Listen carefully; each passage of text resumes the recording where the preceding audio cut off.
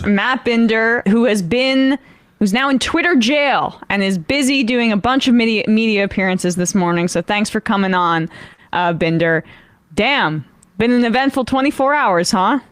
Yeah, it's been certainly something else. I mean, I can confirm that Elon Musk knows who I am. I mean, that's without a doubt. All right. So what happened? How did this all play out yesterday? Yeah, sure. So I'm on Twitter yesterday after playing a game of Lego Star Wars on Xbox with my son. He goes to bed. I'm on my phone. I'm scrolling through Twitter, and I see CNN's Donnie O'Sullivan share out a statement he received from the LAPD, the Los Angeles Police Department. And the statement basically says that we've heard about what Elon Musk has said. Elon Musk had said the previous night that allegedly his family was accosted by someone while they were in their car. We don't know what happened. He tweeted out a video of someone in his group videoing a guy in a car, and that's all we know. That's all we've seen. And the LAPD statement says, we've heard about this. We've reached out to Elon Musk. We've not heard back. And there has been no police report up until, we haven't received a report of anything. And so Donnie O'Sullivan from CNN shared this. I immediately saw this and I thought it was very interesting information, especially if he's saying he's going to sue somebody, like he says he's going to sue the creator of that Elon's Jet account that tracks his jet. You need to very well have a police report for the documentation at the very least. So I thought this was very newsworthy. So I shared it. Immediately after I quote tweeted it, I noticed that it wasn't showing up because turns out Donnie O'Sullivan of CNN got suspended moments after.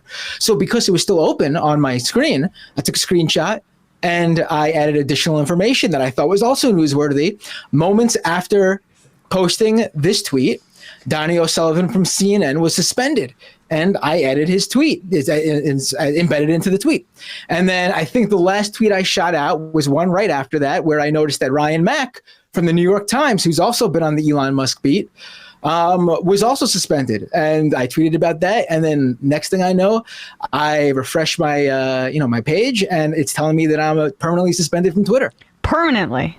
It says permanently suspended. That's what the prompt IC says. Now, Elon Musk is out there saying differently, but he has a poll right now going that he's asking if the journalist should be unsuspended now, as in when the poll ends tonight, or in 7 days. But it should be noted that right before he made that poll, there was a previous poll that ended last night that he ran for an hour that asked that same question, but with more options.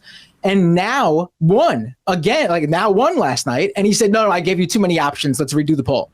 Yeah, I know. We just showed that with Lance from the Surf. So it's just hilarious to me how, first of all, his polling methodology suspect, right? Very leading questions. Didn't get the answer he wanted. Then second poll, also still saying reinstate them. So everybody that I've seen who's supposedly a free speech absolutist has basically said this might not be right. I mean, Greenwald's included in this, but this is what the liberals wanted and they're getting exactly what they wanted.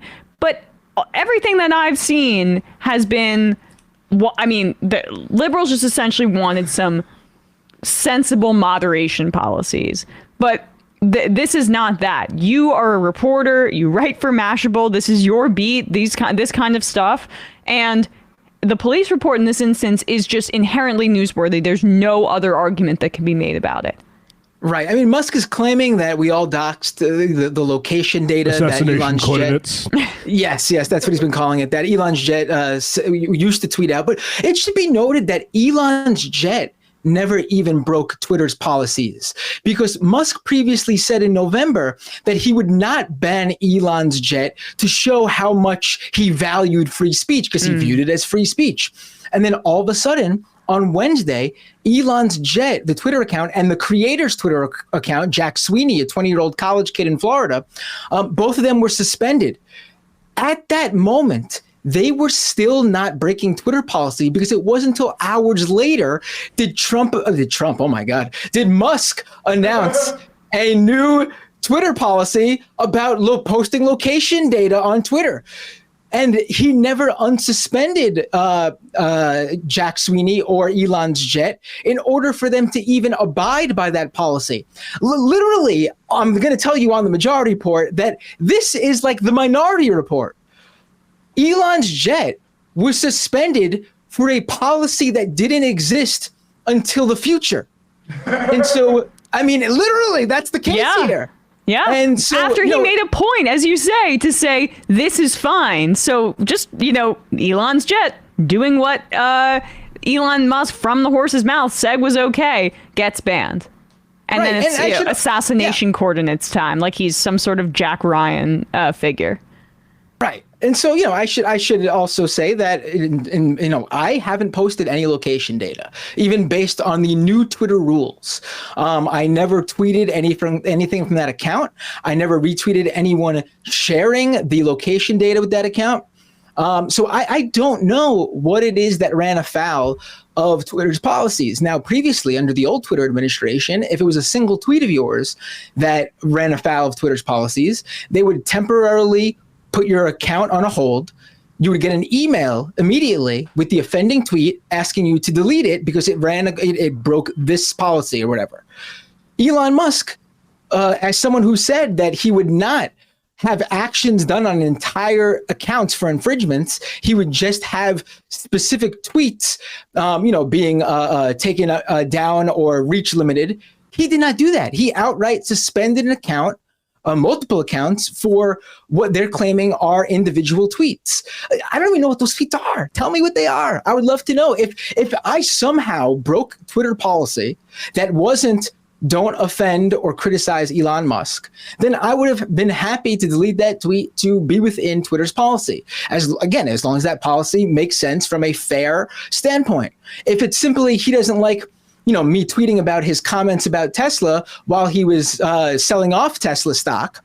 If he doesn't like me pointing out that, he's an advocate for free speech, yet he's banning accounts for, and he said he would run Twitter moderation based on what is legal in the United States, and he's not doing that. If he doesn't like me pointing that out, then we're gonna have a problem there, because that's not okay policy to say. I mean, he can technically just suspend me. He can suspend anyone he wants. It's his that's the thing. Like, that's the thing a lot of, I guess, conservatives or the naysayers who don't mind that these accounts were suspended, they're like, oh, you always say it's a private company. Well, yeah, my logic holds. That's legit. I'm not changing my mind because it happened to me.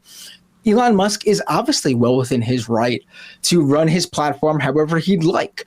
I'm simply pointing out that he is misrepresenting how he's running his platform to the public. He claims he's going to make it more transparent and bring more free speech to the platform, and he's quite frankly done the opposite. I don't know how anyone can argue anything differently. I mean, even Barry Weiss, I know she's been hedging a little bit, but even in that first tweet I saw her post about it, she even said that what Elon Musk is basically no different from her complaints about the old regime. I mean, he was supposed to come in and change things. At the very worst, he's censoring just like the old regime did. I mean, he's the one who sold himself as something better and different, and he's not delivered. Well, she also sells herself as a free speech advocate when she got her start by basically getting pro-Palestinian Arab professors ousted. So she does not have much leg to stand on there either. But point being, it's indefensible even from those kinds of ghouls. And he's put Baked Alaska back on Twitter, white supremacist, the head of the Daily Stormer, which is a white supremacist publication, but Matt Binder, New York Times reporters, CNN reporters banned. And you can just, I keep thinking back to that New York Times piece from last week where they were like, it's hard to pin down Elon Musk's politics. What I just said right there, is that enough to pin that down? I just want to add to NYC Southbound Twitter, a great reporter at Business Insider who published an important investigation on Tesla. It looks like Lynette Lopez, also suspended this afternoon. There you go. For what did she? What? I don't know. Yeah, I mean, here's the thing. This was an old article. Tesla knew its Model S battery had a design flaw that could lead to leaks and ultimately fires starting in 2012, and that journalist is suspended. for tweeting that out. Interesting. Wow. Not sure. Not sure. No, that's an old article, so I'm not sure what the precipitating event was here. Well, Binder, if I see tweets from someone named Libtard2, I'm gonna listen. It could be you.